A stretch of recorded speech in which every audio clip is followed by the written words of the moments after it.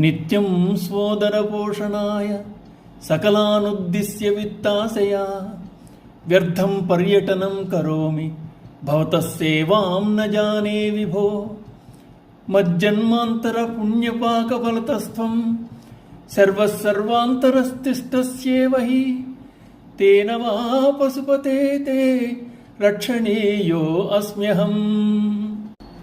నిత్యము నా పొట్ట నింపుకొనుట కొరకై ధనకాంక్షతో ధనవంతుల వద్దకు నిష్ప్రయోజనముగా తిరుగుతున్నాను. సర్వవ్యాపకుడు అయిన ఓ దేవా, విభో, నీ యందు సేవా పరిజ్ఞానమును నేను ఎరుగను, నీ యొక్క భజనమును చేయలేను.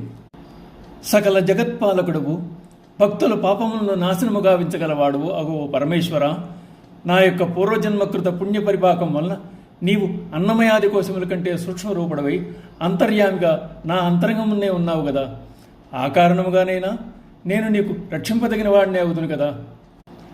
పంచకోశములనగా మానవ శరీరంలో నిగూఢంగా ఉన్న అన్నమయ, ప్రాణమయ, మనోమయ, విజ్ఞానమయ, ఆనందమయ కోశములు.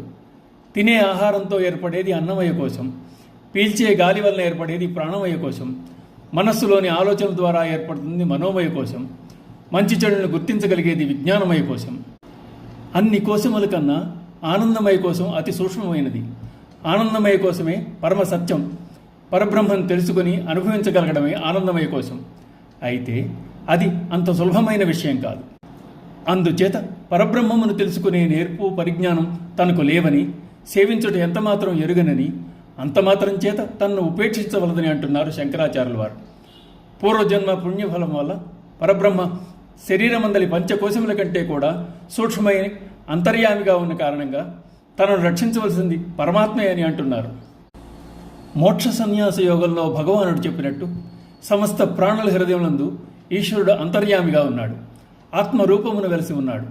ఎవరి చిత్తం నిర్మలంగా పవిత్రంగా ఉంటుందో అట్టి వారి యందు వ్యక్తమవుతున్నాడు. ఇన్ని కారణముల చేత సేవా పరిజ్ఞాన శూన్యుడినయ్యును నేను నీకు అవశ్యము సంరక్షణీయుడినని శంకరాచార్యుల వారు సహేతుకంగా పలుకుతున్నారు. ఓం నమః శివాయ.